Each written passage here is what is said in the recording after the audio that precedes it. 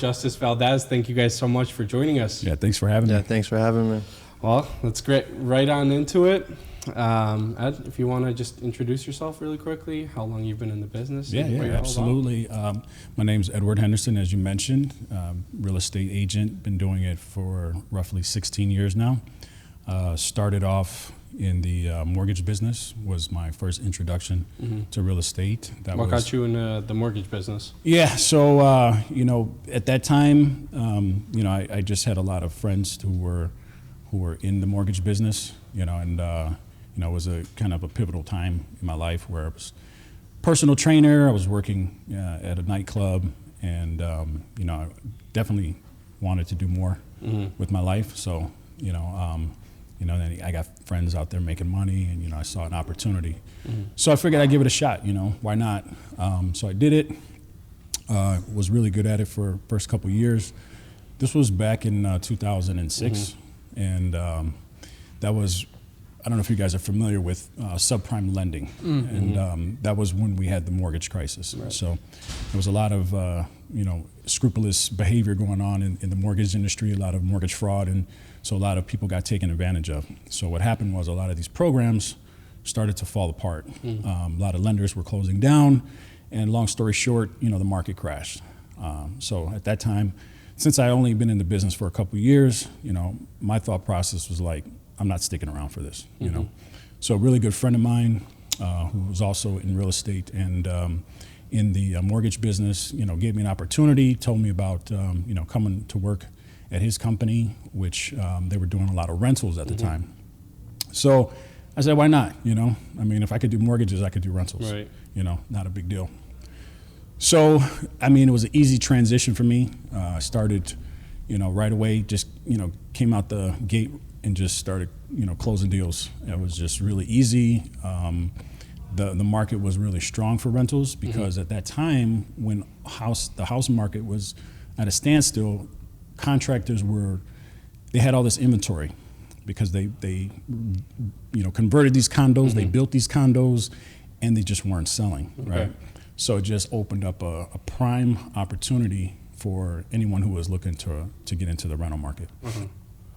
So so that was my introduction to real estate. Then obviously not shortly thereafter, I got my license as a real estate agent, and I was actually running a team of leasing agents for the first part of my real estate career. How long did you do that for? So for the first 2 years, I had an office, about 20 agents, leasing agents that I was, that was under my supervision. Wow. So we had a pretty good, successful company, and then, with upper management issues, the company basically dissolved, and then we switched brokerages. And so I bounced around a little bit to some of the big box brokerages. Was at Jameson Sotheby's, at Properties, Keller Williams, right. Compass, and now we're at Real. Yep. Wow. Wow. So, certainly you're a veteran in the industry. I think it's safe to say. Obviously, you're a partner at the firm. You're a huge mentor to all of us, so really appreciate you joining the pod. We're also joined by a rising star, Justice, if you'd like to introduce yourself real quick. Yeah, as you guys said, my name's Justice Valdez. I originally started over at Keller Williams and was sort of just looking around for just more accountability, more structure, more just a better work culture just in total. So started interviewing just a bunch of big box brokerages and other top groups in the state, and came here, walked in the office, and sort of just right away saw Rafe, saw Ed, sort of knew right away this is where I wanted to be, and just ever since it's been great. Awesome. So how long would you say you've had a license for? I would say a little over a year and a half now.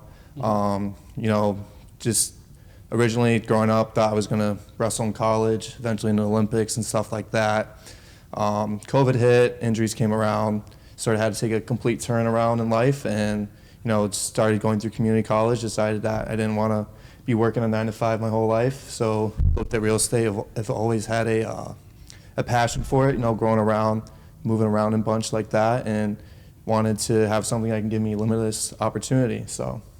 And how long specifically have you been with the Qamar Group? For the Qamar Group, I've been here since, I'd say a little over 4 months now, and I would say I've learned more in these past 4 months than I have in my first year of Keller Williams. Wow, awesome. Ed, how long have you been with the QG?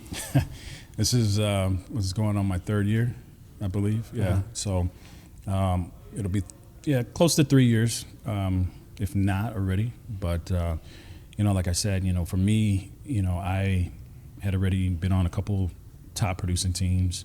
I understood how they operate. Also worked independently. Managing kind of my own little team with a showing agent and admin.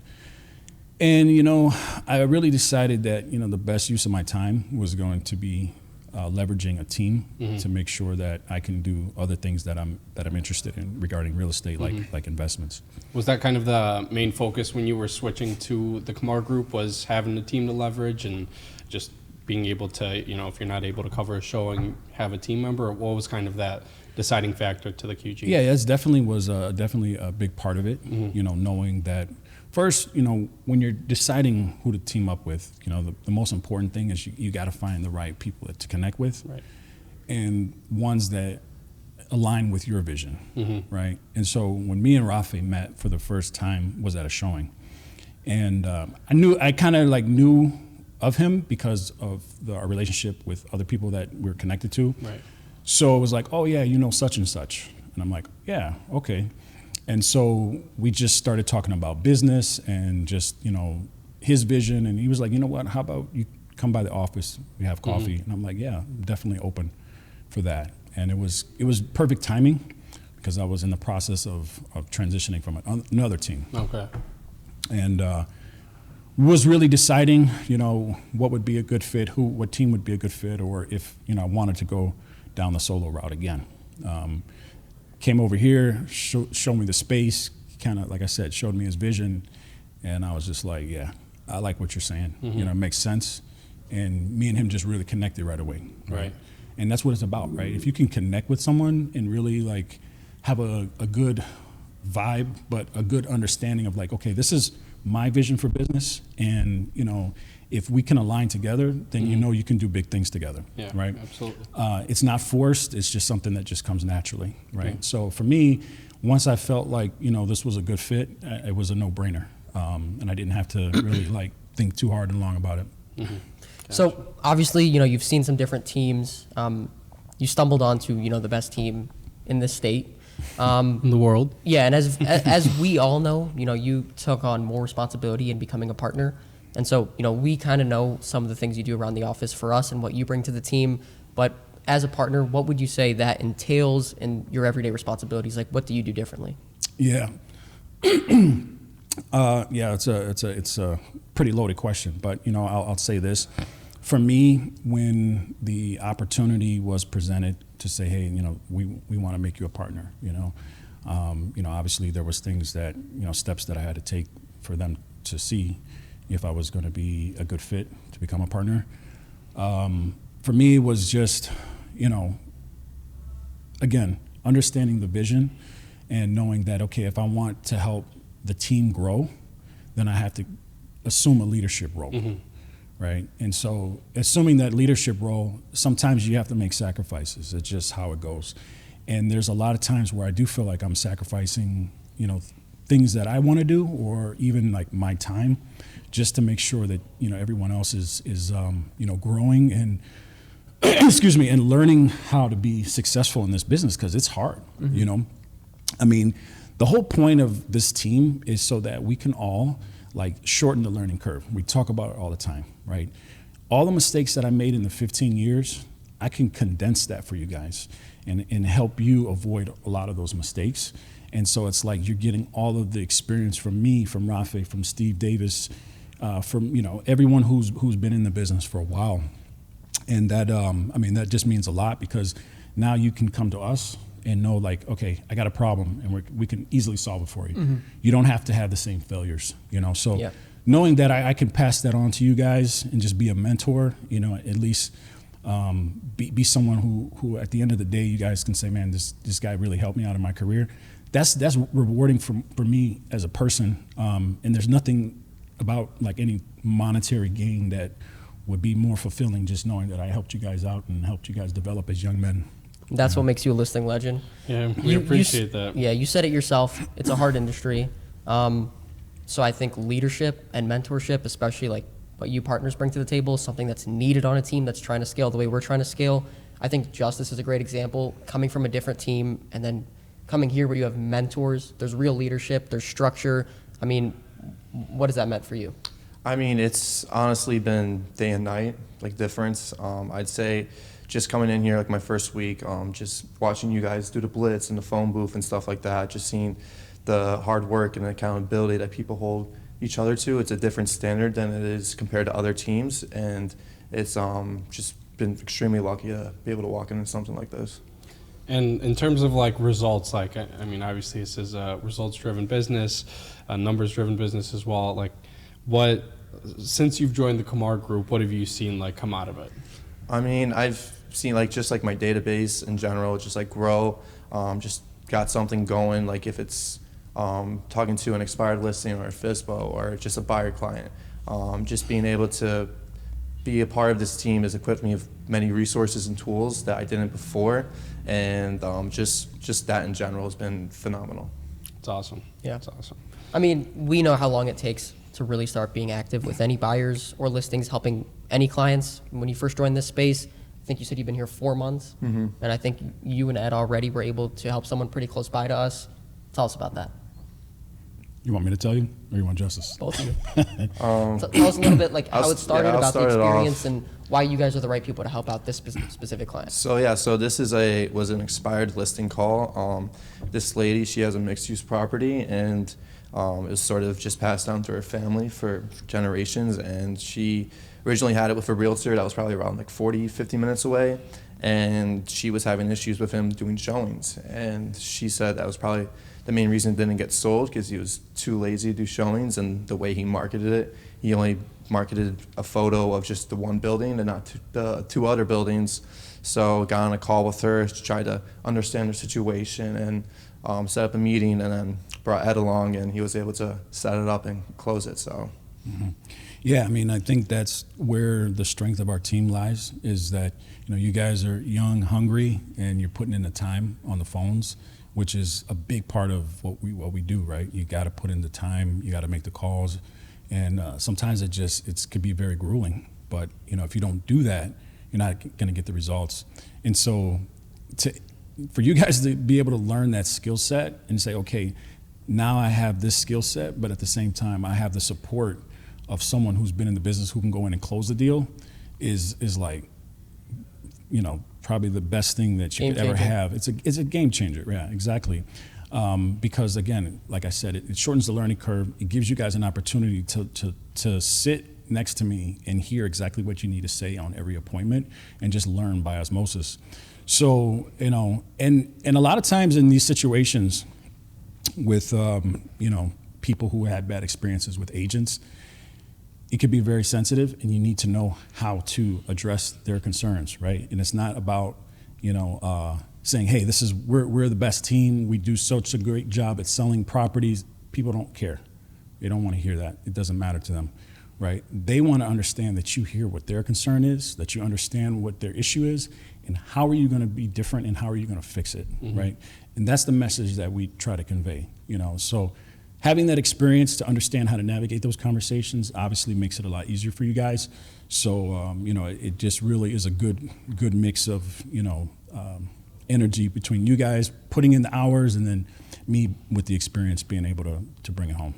So you've touched on a couple times already how you think, you know, obviously when you're going on a listing appointment or you're meeting somebody new, they're ultimately going to decide who they work with probably who they feel most comfortable with. Yeah. You've been with a couple different brokerages. Do you think that those big box brokerages who have all these crazy marketing fees, and, you know, that say they're going to push your property 10,000 clicks a day or whatever you have, do you think that personal aspect is more important on a listing appointment, or do you think that, you know, having like a big box brokerage and all this crazy marketing resources more important? Yeah, so in my 15 plus years, 16 let's call it, of selling real estate, I had probably 3 incidences where someone said to me, well, I'm going with this other company because I'm familiar with this brand, right? And so in the big scheme of things, it's never gonna be a big concern where you're gonna lose a ton of business. you'll have your occasional one-offs where someone is just like, oh, I never heard of your company. Who are you with?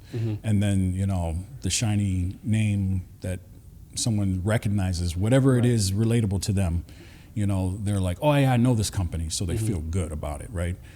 But that's where, our skill set in being able to, properly articulate, the message that we're trying to convey to our clients and say, hey, listen, this is what we do as an agent and this is the service we can provide. If you can effectively communicate to your prospects and help them understand what it is that you're able to do for them, that's all you need to do, right? When you can't do that, then it's going to be hard to compete with anyone. So that's just what I've learned over the years. That's amazing. And, there's obviously more than one way to be successful in this business, especially besides luck. But what are some non-negotiables you would say for a new person? What are some things that every person would just basically have to have going into this in order to see some success? Yeah. So I think everyone needs battle scars, right? That's just like in any profession, any line of work. And when I say battle scars, it simply means like putting in the time, like if you're a wrestler, right? You see the wrestlers who are really good, they got cauliflower ears. When you see a guy with cauliflower ears, you're like, man, I don't want to mess with him. That's true. Right? Because he's got his battle scars. And he's probably pretty good. Or maybe he's just garbage and he gets smashed on his head all the time.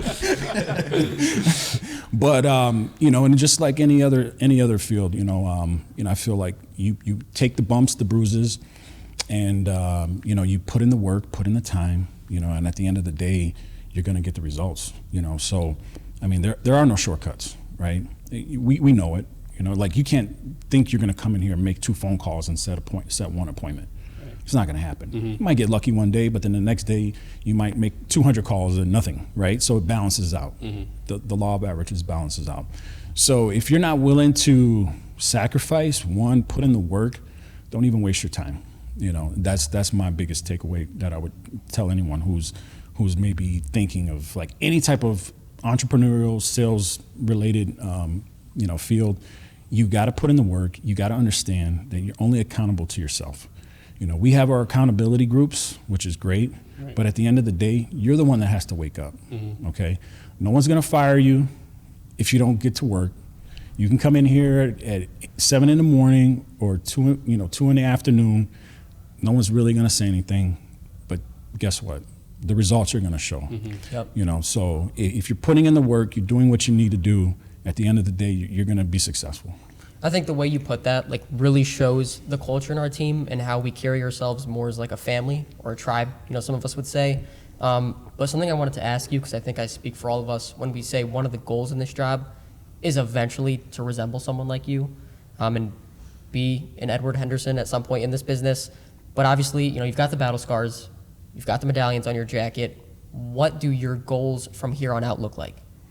Yeah, so for me, my journey is going to lead me somewhere else. I'm always going to be connected to real estate one way or another, but it's always going to be a vehicle to do other things in my life. Will I still be a real estate agent, 5-10 years from now? Maybe, maybe not. Don't know. Will I become a developer, developing properties? Very well, possibly.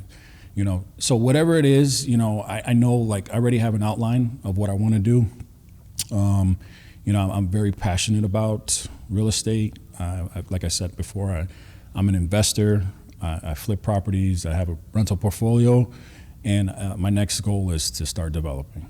So that's where I want to go in this business. How far that will take me, who knows? We'll see what the market does. It could be good, it could be bad, but you won't know until you try. Obviously, being a seasoned investor like yourself, what's somebody looking to get into investing, whether it be building their rental portfolio or getting into flipping? What's a couple tips and tricks, maybe pieces of advice that you? Yeah. So the best advice I can give you, if you're looking to say you want to invest in real estate, partner up with someone who already is doing it, right? Learn from somebody who's already doing it, right? Absolutely. Lean on the support of an experienced person who's maybe they don't even need your help. Maybe you're man, I see you, you're flipping a lot of homes. Listen, I don't even care. about making money. Can I, shadow you? Can I learn the process, right? First step, right? And also too, it doesn't really. There's so many ways to get into investing, the three of you can partner up, right? You can take $10,000, partner up, buy a beat up house, and put some sweat equity into it, right? There's so many different things you can do. So it doesn't matter. One, you just have to have a good game plan, and then just understand what you're trying to do. Being in real estate, you already got a step ahead of a lot of people because you know the market a little bit, right? You're doing CMAs, right? You're comping out properties. So like if you see a property you like, wow, look, I see this one is at this price and I could sell it for this. You figure out your budget, which talking to someone like myself, you'd be able to easily figure that out, and then you just come up with a game plan. There's so many different ways, like I said, and there's so many different strategies that all you have to do is just kind of take the initiative. I think is the most important thing if you want to do it. But I would lean on someone who already has the knowledge, and don't try to do it yourself, because again, it goes back to making those mistakes. Right. Well said. I feel like we have to touch on it. I mean, you're a partner at this point, and even to this day, I mean, you're still talking a lot about collaboration. And I feel like you're such a good, unbiased look, especially since you're a rising star in our team. So I mean, how far embedded would you say collaboration is in our team and in our everyday activities? Yeah, no, I mean, I would say collaboration is probably one of the most important things when it comes to this team. I mean, we talk about all the time collaboration over competition, and we're always looking to help each other out. If it's somebody's got a listing out in over the west suburbs, somebody can help somebody else out and cover those showings for them and such. And like if it's open houses in the city, we got each other's back right away. Or like right now, me and Ed were on this listing, and we're helping each other out to try to get this thing sold. And like I'm sure you and Max got a couple deals together, and always looking out for each other's best interests. And nobody's trying to stomp on each other's heads or anything like that. We're just always looking to make each other better at the end of the day. Yeah, because to that point, what I think a lot of real estate agents think is that, they get a little money hungry, and I think like, everyone's competition. But reality is, I mean, there's plenty of money to go around. And if you're willing to collaborate with other agents and, say, hey, you know what, I might not make as much if I work with this person, but if we can leverage each other to be successful, you in the long run, you're going to do a lot more business, which kind of negates any losses that you thought you might have had in the first place. So, at that same point, building connections, building referrals. Like if somebody moves out, across the way, always have a partner to send it to. Yes, sir. I guess, Justice, since you've joined, you've touched on a couple of things that you like about the Qamar Group. What's one or two things that you probably couldn't live without if you weren't on the Qamar Group, now that you know it? This office. This office. This office. And just I guess the culture. It definitely, you walk into the office and it brightens your day instantly. Just being able to be surrounded by other like-minded individuals. It definitely, being in an entrepreneur like sales type of role, you can definitely get down on yourself when you're not seeing the results or the fruits of your labor. So definitely having that community, just that support around you, I would say, is something that I would definitely need. It's awesome. Yeah. Wow. I mean, I talk about it all the time, how this is like really a family. And I think especially lately, we've been on some appointments together, we're helping out some clients. And it's like such a cool thing to know that when one person's helping out a client, they're actually getting the help of like 32 people together. So you almost feel like going into it, as long as it's a good match, like you have the army behind you to not only take care of this client and make sure they end up in the best financial, situation or whatever their goals were. But I mean, truly, we have all of us to help with every single thing from A to B. We even have our admin staff. Were those things that you saw in any of your other teams, or would you say this is something that's you've seen more recently on the Qamar Group? Yeah, so every team is different, how they function, and there's going to be bits and pieces that resemble each other. And you're like, okay, yeah, this is kind of what I was getting on my other team, or whatever be the case. But by far, and obviously it sounds biased because I'm on the team, But by far, this has been the best team that I've been on, just because of just the culture that we're building. And again, we're saying the same thing over and over again, but it's true. We've built such a good culture, and we keep the toxicness out of it, right? We just focus on like a building and helping each other. That's it, and it's all you can ask for. And I think a lot of it has to do with the fact that we have such a young team. We have a good group of senior agents that know how to, kind of navigate things, but the core of our team is younger, and you guys are untainted, So a lot of times with teams, you have agents that have been on the team, that been in real estate for maybe 4 or 5 years, right? They might be a little jaded because, they've worked on here or did here, and just whatever be the case, and then they come to a team like this, and they might bring like a toxic environment to it, right? So we've been really good at kind of filtering that kind of stuff out, and just really getting good young people in here who just really want to be successful, and that's it. Yeah, I feel like that's something that I've also seen with like the transition to real. I mean, I feel like Sharon touched on it in a couple of his like podcasts or something like that, where I think they're also like preaching like culture over collaboration over competition, where it's just like they want to create that one reel, Yeah. So that's also something pretty cool to be looking forward to. Yeah.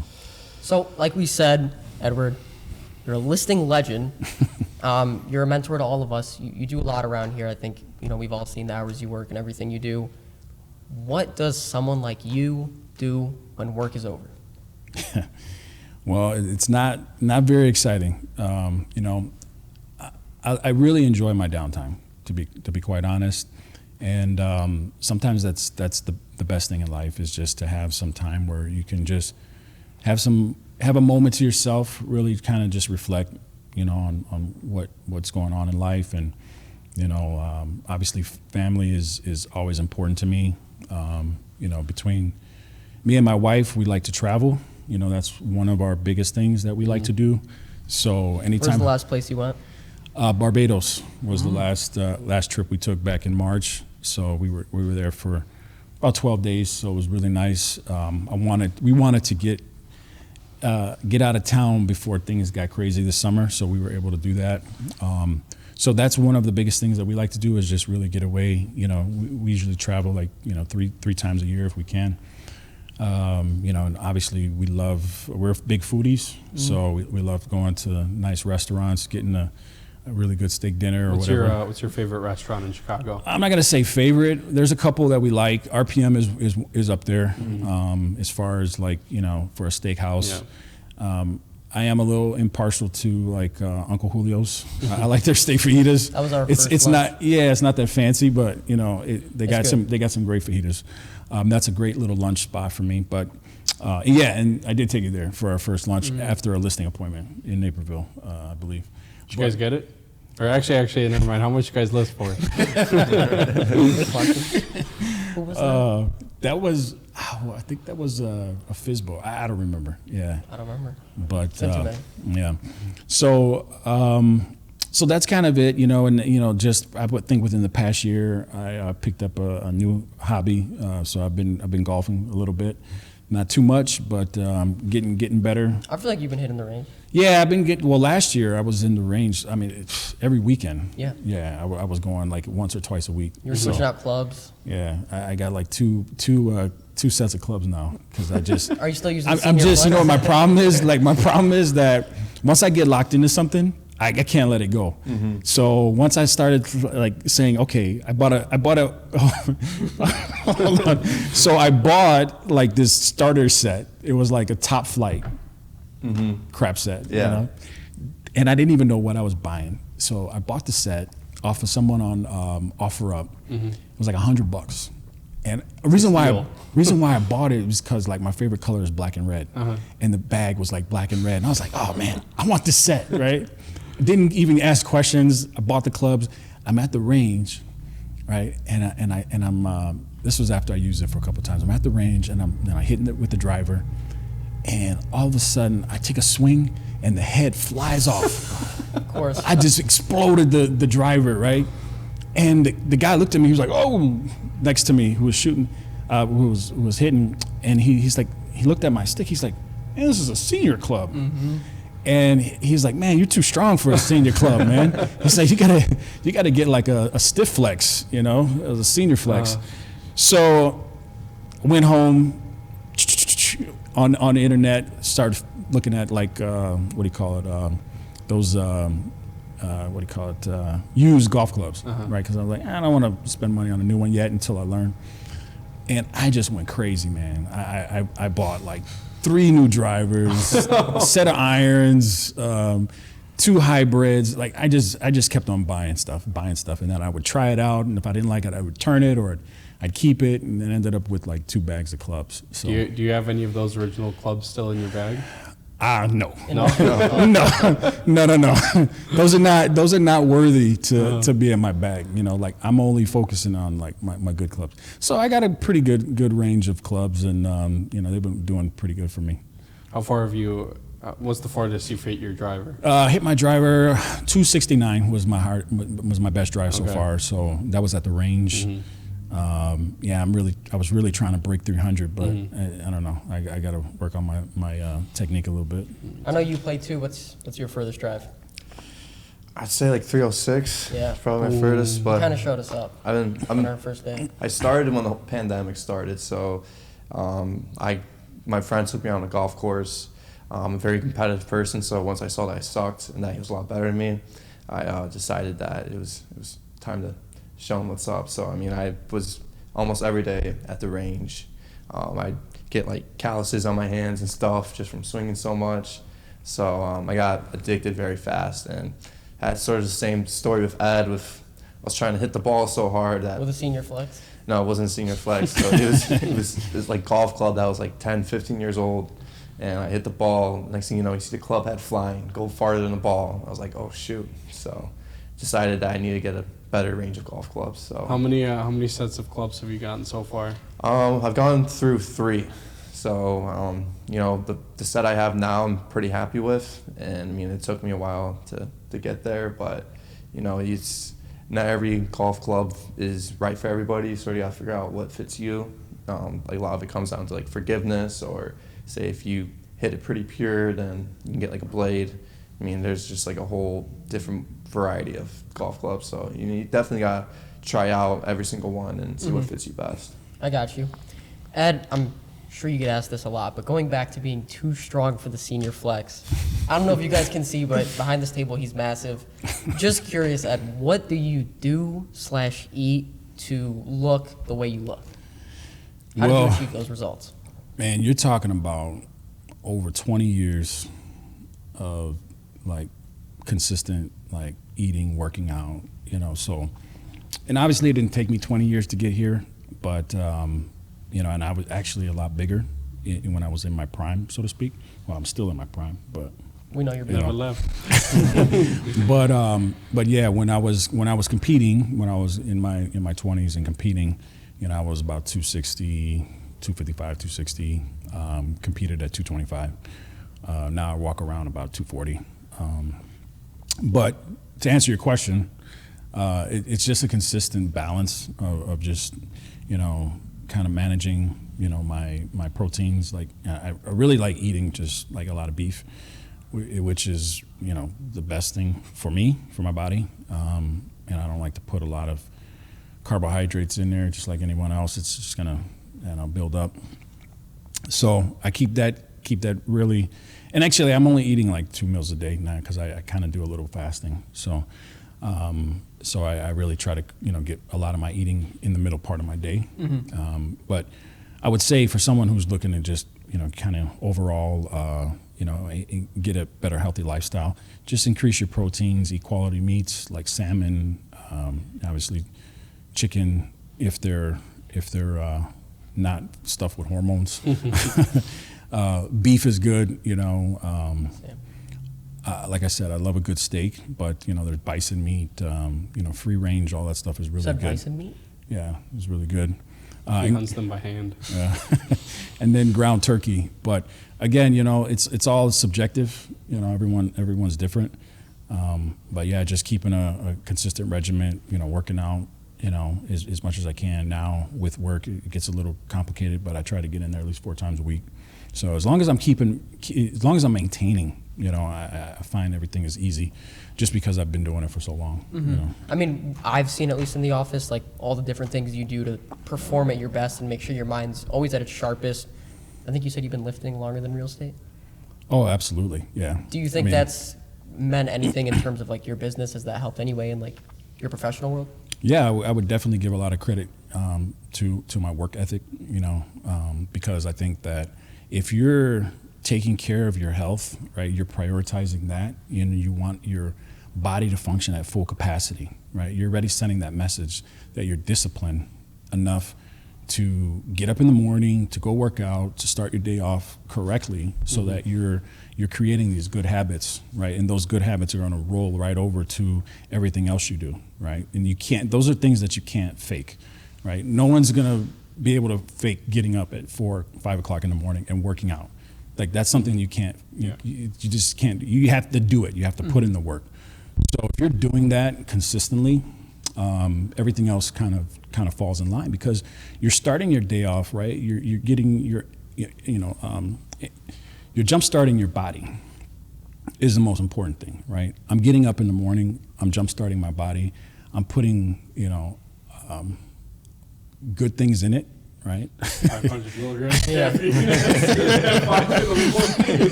No, I mean like water and but- just What kind of water? Well, You're trying to make fun of me. I know what you're doing. I was doing I know the what you're worst doing. transition ever. I know what you're doing, but okay. Came out really weird. No, yeah, it's fine. I mean, I feel like even like the gym, I feel like we were going on an appointment or something once, and you were telling me how you used to like go around to a couple of different gyms, get like a month-long membership or something, just try to meet people there. Yeah. Like even if somebody doesn't want to hop in the phone, they don't have a sphere, like I feel like it'd just be like pretty easy to come up and talk to somebody at the gym, like, oh, hey, what are you doing? Or, Yeah. or a t-shirt that says, ask me about real estate. Yeah, I have a hoodie that says that. Or what does it say? Something about, or do you need to buy or do you need to sell or something like that. And I have a word. I wouldn't say that it worked, but it could start a conversation. But for me, you're right. Like the gym is a good place because I think when you're in any setting where you can do something that people feel like you can connect with them, right? So you go to the gym, you see the same people every day. Eventually, you're going to start having conversation, right? And those conversations just come up very organically. Oh yeah, what do you do for a living? This and that and the other. And then the conversation finally comes up about real estate, and then that's when, it doesn't seem like you're pushing. You're not. You didn't force it because you've already been building rapport with these people that you've been working out with every morning, right? And you're like, yeah, I like you. You like me because we're like-minded individuals. We're up here at 4 or 5 o'clock in the morning. We're working out, and you're relatable. So that's where you got to take advantage of those opportunities. I never go walk around and broadcast what I do, but because I am on the bigger side, people do have a tendency to want to know, like, hey, what do you do for a living? Even when we met with like Mark, remember you guys walked up? Yeah. And it was like 200-300 pounds, just jacked guys. Like we do the same thing. It was almost like a instant mutual respect. Yeah. And then I was just like looking like Flat Stanley next to them. But anyway. Yeah. So that was cool because, and it's funny because I knew I had probably seen him 1 or 2 times in that gym over there, but when we went on the listing appointment, I was like, yeah, you're a big guy. He's like, yeah, you're a big guy too. And then we just bonded over the fact that we both work out, and now he's a good friend of mine. Actually a good friend. We just went to a Cubs game, so yeah. So anybody that wants to catch a lift with you, where would they do that? Catch a lift with me? Oh man, you don't want to come to my gym. I'm not. Cut.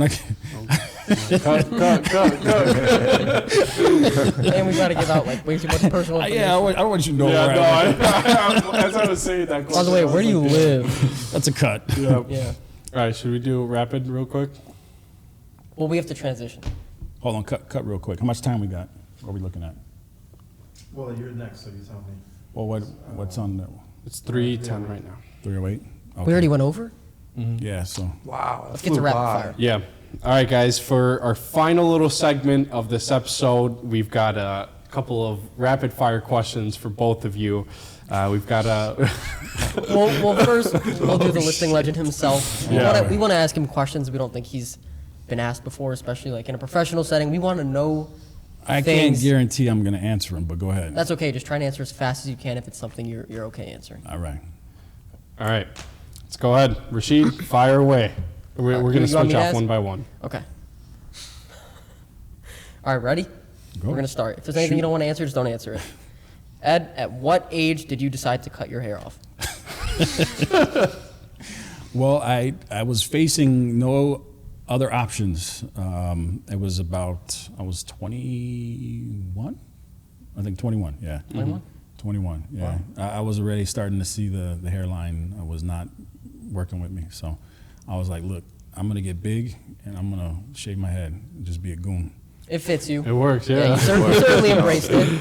Obviously, you eat a lot of steak, you eat a lot of bison, whatever. You're looking huge, you eat good stuff, but what is something small you do in terms of like eating or something you're taking that you think substantially affects your health in a good way, but it's like something that's so overlooked?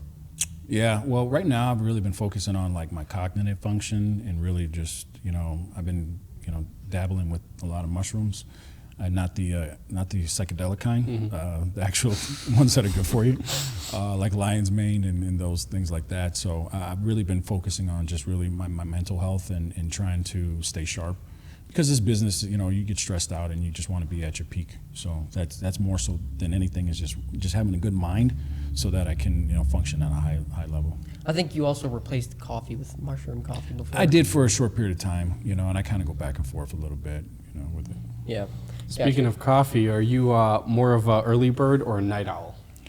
I'm an early bird, 100%. I'm ready to just kind of pack it in at 10 o'clock, 11 o'clock. I want to be asleep. I got you.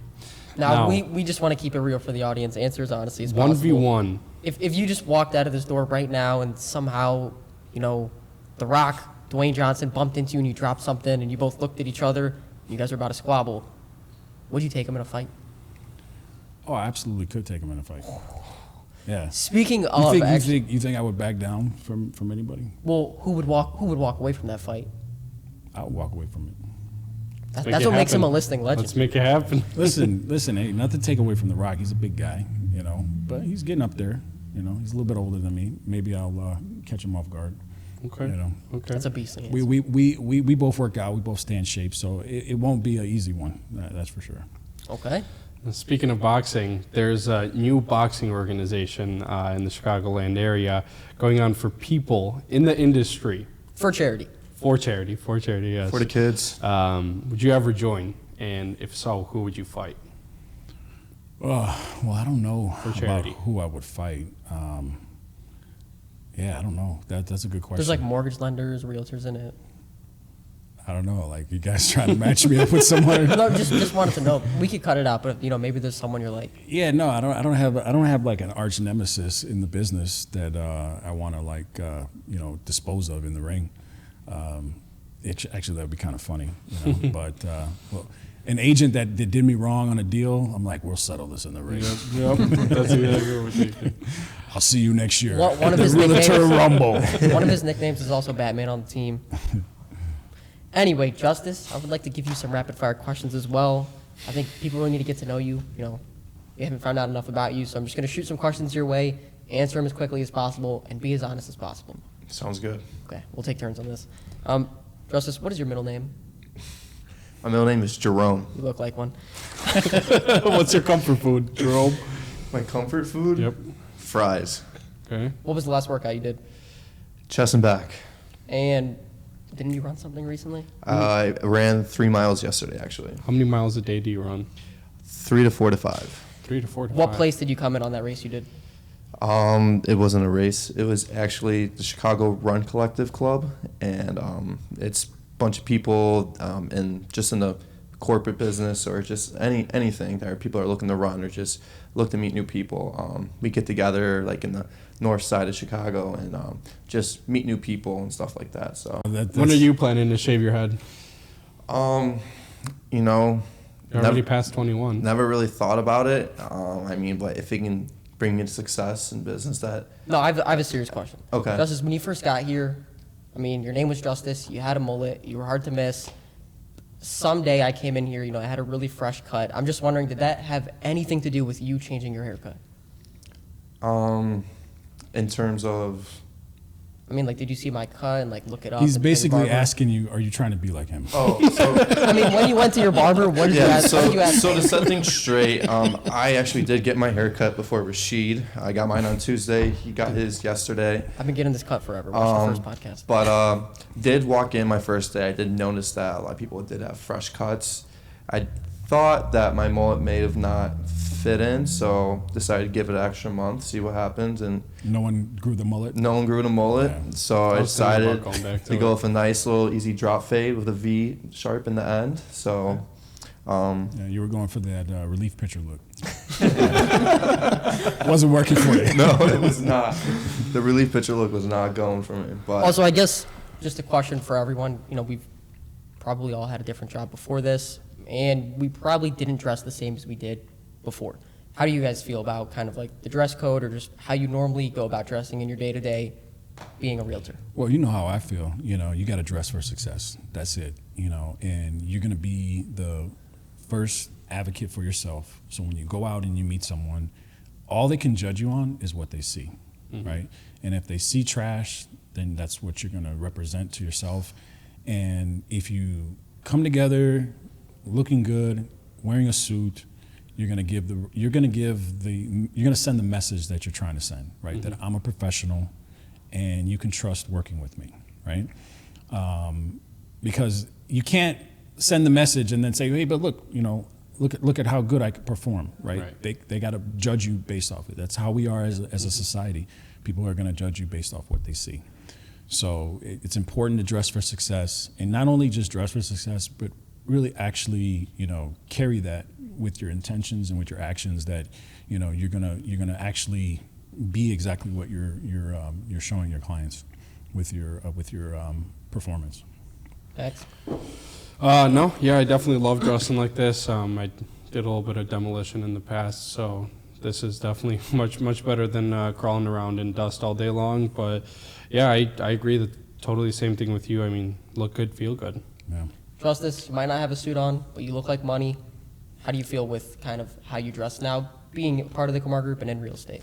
I mean, just to bounce off what Ed and Max were saying, you gotta dress for success, look good, feel good. It's a lot about walking into the office, having that confidence, knowing that you are putting your best out on the table, and I think that's pretty key.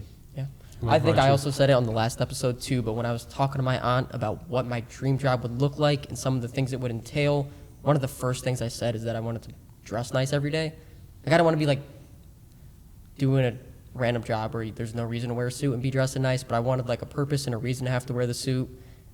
Sweating buckets right now because the AC is a little messed up. Other than that, it's really fun to be able to put a suit on in the morning. You kind of feel like the Men in Black. Other than that, Justice, really appreciate you joining the podcast as a rising star. Edward Henderson, one of the Mount Rushmore people on the team, a partner in the firm, a veteran in the industry. Thank you so much for joining us and making the time today. Yeah, absolutely. Thanks, guys, for having me on your show. I feel honored, and I appreciate the kind words. I'm glad that I'm able to help you guys, inspire you, to mentor you, and motivate you in any way. And I love what you guys are doing here. This interview was very well put together, so good job, and I'm happy to watch you guys grow and see some more great things come out of you, all of you.